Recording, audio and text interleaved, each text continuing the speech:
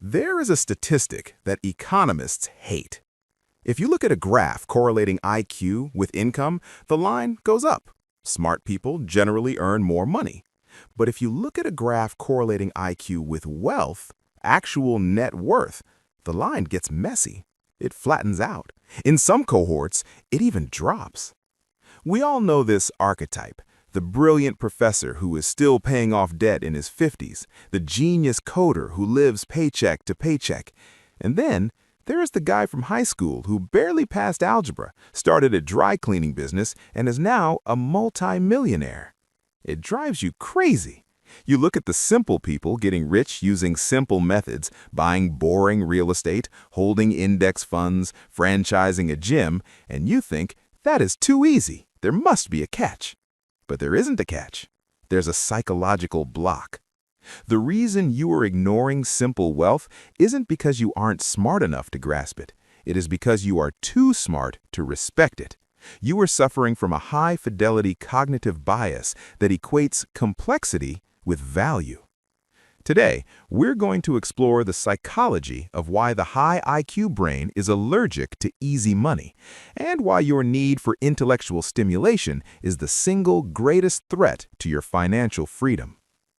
If you put a high IQ person in a room with two buttons, a big red one that says push for $100 and a complex control panel that requires a code to get $100, the smart person will instinctively gravitate toward the panel. Why? Because your brain rewards effort. Throughout your entire life, in school, in exams, in your career, you were taught that the harder the problem, the bigger the reward. You have conditioned yourself to believe that value is a function of difficulty. When you look at a simple wealth strategy like buy the S&P 500 and do nothing for 30 years, your brain rejects it. It feels suspicious. It feels dumb. You think, I have 140 IQ. I shouldn't be doing what the average person does. I should be able to find an edge. So you ignore the simple path. You trade options. You try to time the crypto market. You build complex hedge fund-style portfolios. You build a Rube Goldberg machine to do a job that a hammer could have done. You are broke because you're trying to prove you are smart rather than trying to get rich. Here's the hardest truth about building wealth. Real investing is incredibly boring. It's like watching paint dry. It requires doing the same thing over and over again for decades.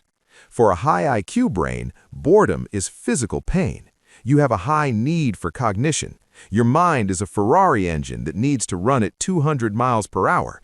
If you force it to idle in traffic, it overheats.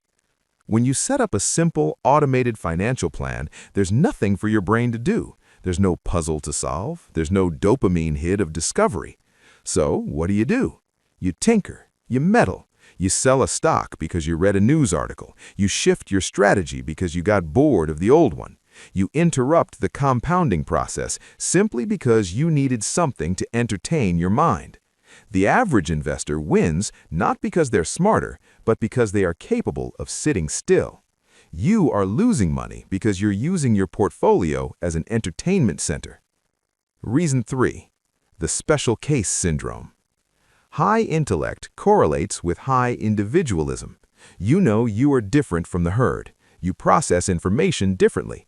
Therefore, you assume that the rules of the herd do not apply to you. When a financial expert says most people fail at day trading, you hear most average people fail, but I'm not average. I can do the math. This is the special case delusion. It's the belief that your intellect can overcome mathematical probabilities. You ignore simple wealth building because you view it as cookie-cutter advice. You want a bespoke suit, not off the rack. You want a financial strategy that is as unique as your personality.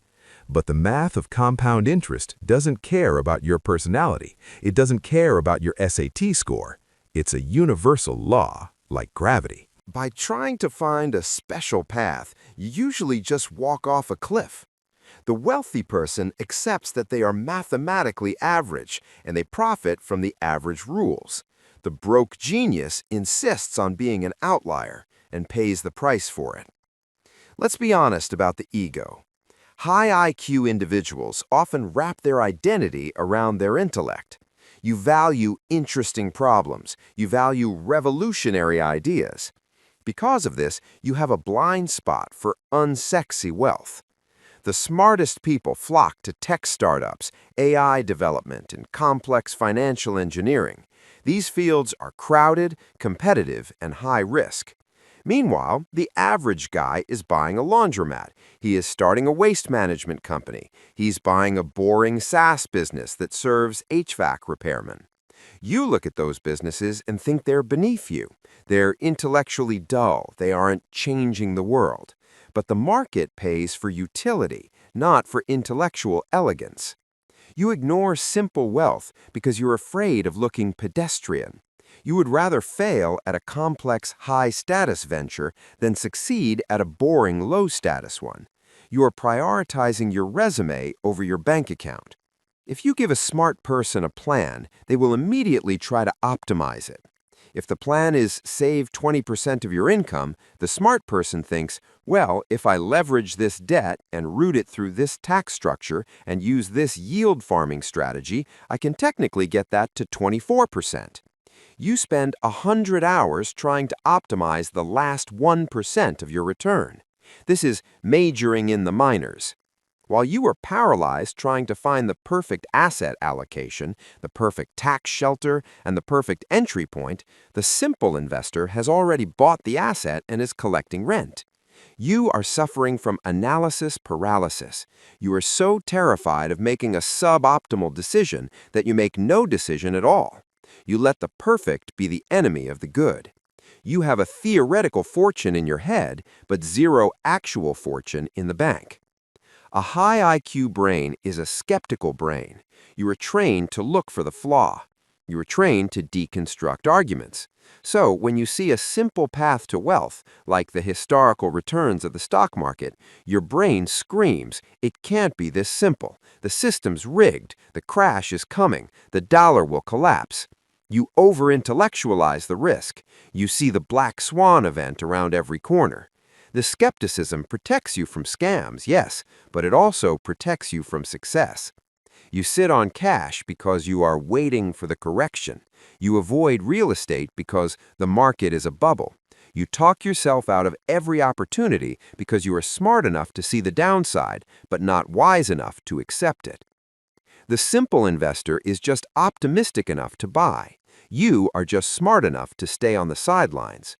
So, if you are nodding your head, if you are the person with the high IQ and the low net worth, what do? You have to do the hardest thing a smart person can possibly do. You have to admit that in this one specific area of life, being smart is a liability. You need to decouple your ego from your money. Your portfolio is not an art project. It is not a place to demonstrate your brilliance. It is a utility. You need to automate the boring stuff so your brain can't touch it. Put your money in the dumb index funds. Buy the boring assets. Stop trying to beat the market and join it. Take your need for complexity, your need for puzzles, and your need for status, and apply them to your hobbies. Apply them to your art. Apply them to your relationships. But when it comes to your wealth, be dumb, be boring, be simple. Because while the genius is busy calculating the velocity of the money, the simple man is busy catching it. Thank you for watching.